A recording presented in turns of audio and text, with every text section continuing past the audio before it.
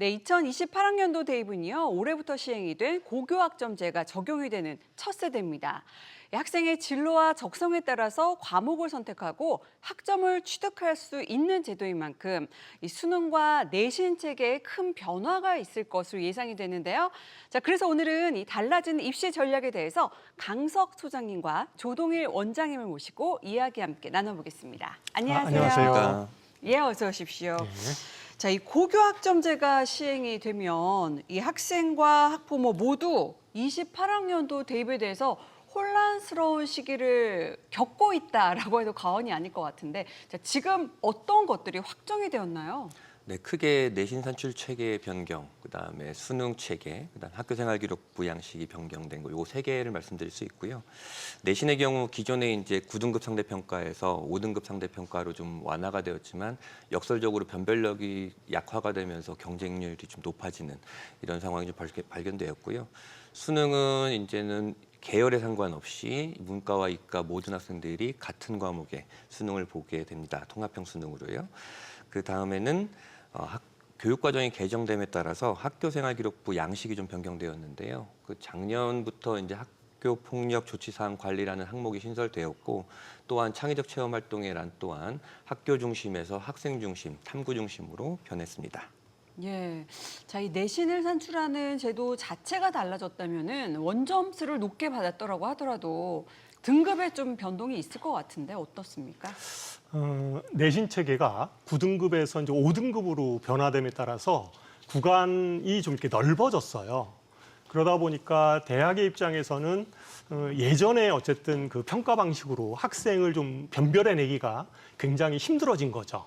그러니까 예를 들어서 좀 극단적인 얘기는 하지만 9등급 체계에서 모두 다 2등급, 2등급, 2등급, 2등급 이렇게 4개를 받은 학생과 이 9등급 체계에서 1등급이 3개, 2등급이 1개 이렇게 받은 학생하고 비교하면 9등급 체계에선 당연히 1등급 3개, 2등급 1개를 받은 학생이 훨씬 더 어쨌든 높게 평가를 받아야 되는 학생임에도 불구하고 5등급 체계에선 오히려 2등급 4개를 받은 학생이 더 이렇게 모두 다 1등급으로 바뀔 수도 있죠. 4개 모두. 예. 그렇게 되면 사실은 이제 이게 대학의 입장에서 봤을 때 예전의 평가 방식을 가지고 그런 잣대로 학생을 바라봤을 때 과연 5등급 체계에서의 내신 성적을 신뢰할 수 있겠는가라는 그런 좀 문제가 생기게 되죠. 네. 자, 이렇게 교육 과정이 좀 개정이 되면서 학생과 학부모들 양쪽에 모두 혼란이 되고 있을 것 같은데 꼭 알아야 할 점이 있다면 어떤 게 있을까요?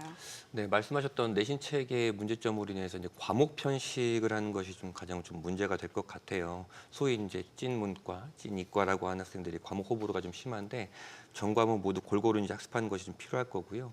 이제 대학의 입장에서 본다면 내신의 변별력이 이제 하락이 되면서 그들을 선발하기 위한 허들을 놓게 될 텐데요. 수능 최저 학력 기준, 교과 정성 평가 또는 대학별 고사, 논술과 면접 같은 이런 것들 허들이 마련될 것으로 예상되어서 그에 대한 대비도 필요할 것 같습니다. 또 한 가지 좀 덧붙이자 보면 어쨌든 지금 5등급제는 이제 고교학점제 하에서 진행되어지고 있는 내신평가 제도이기 때문에 등급만 너무 생각을 해서 그러니까 그 수강생 수가 많으면 아무래도 등급 따기가 좀 유리하잖아요. 그러니까 그런 과목만 편식해서 듣게 되면 사실은 고교학점제에서 내신에 대한 어떤 평가를 높은 평가를 받기가 굉장히 어렵죠. 그래서 반드시 2학년부터는 아이들이 이제 선택 과목을 선택하게 되는데 자기 진로와 적성에 맞는 그러한 선택 과목을 선택해야지 과목을 이수해야지만이 높은 평가를 받을 수 있을 거고요. 그리고 아직까지는 대입 시에 대한 세부 계획안이 나와 있는 상태가 아니기 때문에 그냥 시중에 떠도는 요새 보면 뭐 자퇴생들도 많이 생기고 그래요. 그러니까 1등급을 못 맞으면 인서울이 안 된다. 뭐 이런 얘기들도 많이 이렇게 떠돌고 이러는데 사실은 그런 것들은 아직까지 검증되어진 얘기는 아닙니다. 그래서 내년 4월까지 대입 시 세부안이 좀 나올 때까지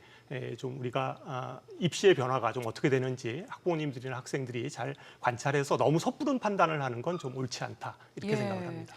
자, 뭐 올해 2025학년도 고2 입결과 특목고나 자사고의 경쟁률이 전체적으로 상승했다라고 나타났는데, 자, 앞으로의 고교 선택은 어떤 또 기준으로 하는 것이 좋을지도 관건이겠어요. 네, 고교 선택은 진짜 정답이 없는 문제긴 한데요. 예. 2015 개정교육과정 때든 2022 개정교육과정 때든 저는 개인적으로는 집 가까운 일반고가 가장 최고라는 좀 지론을 갖고 있습니다. 네. 왜냐하면 학생들은 3년 동안 고등학교를 다니면서 이제 그 통학 시간이라든지 피로도 등을 생각해서 그렇게 되는데요. 그런 것들을 이제 아껴가면서 학업에 매진하면 이제 무조건 좋은 성과를 이룰 수 있다고 좀 생각을 하고요. 특목자사고는 기존보다 이제 내신 체계가 완화가 되면서 유리할 것이다라는 예상이 좀 많지만 개인적으로는 되려 상대 평가 과목이 더 특목자사고 현재 기존 교육과정보다 많아졌어요. 거기에 대한 좀 부담감이 있어서 저는 집 가까운 일반고에서 본인에 맞는 일반고에서 좀 학업 역량을 높이는 것이 가장 좋다고 생각합니다.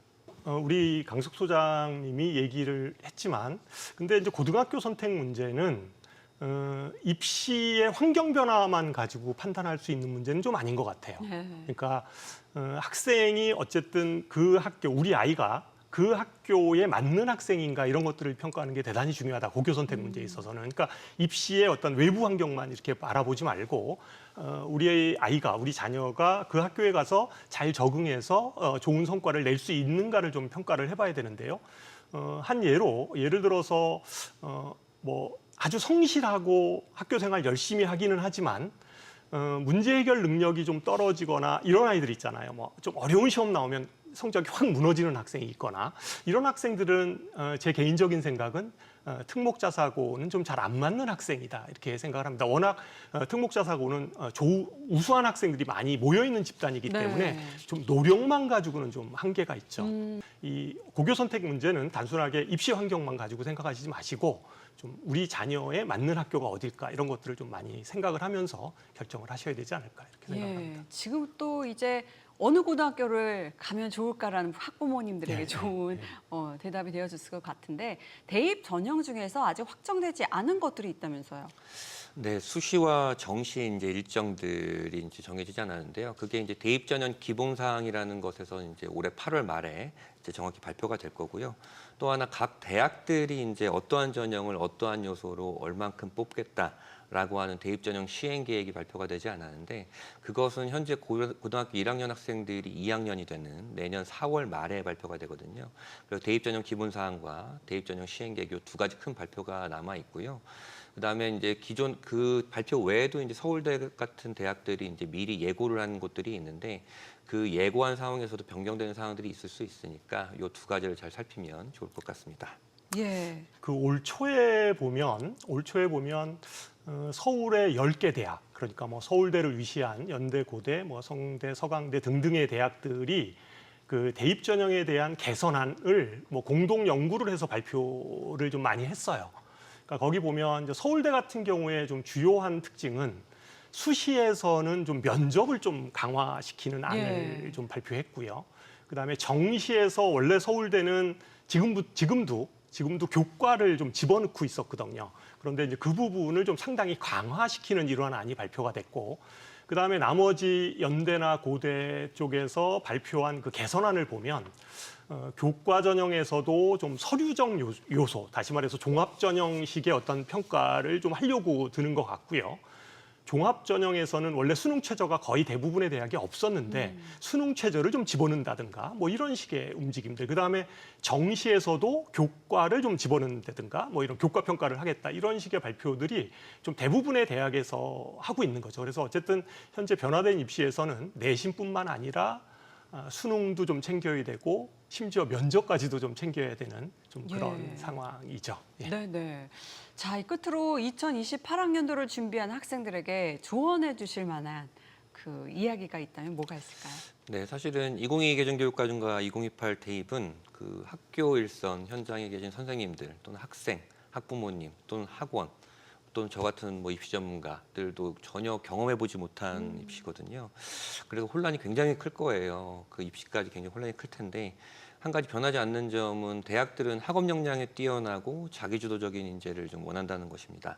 이 점 명심하시고 일희일비하지 말고 중심 잘 잡고 나가길 바랍니다. 이 영상을 보고 계신 모든 학생과 학부모님 즐겁고 성공적인 고교 생활을 응원하겠습니다. 예. 자, 지금까지 2028학년도 달라지는 입시 전략에 대해서 강석 소장님과 조동일 원장님과 함께 이야기 나눠봤습니다. 고맙습니다.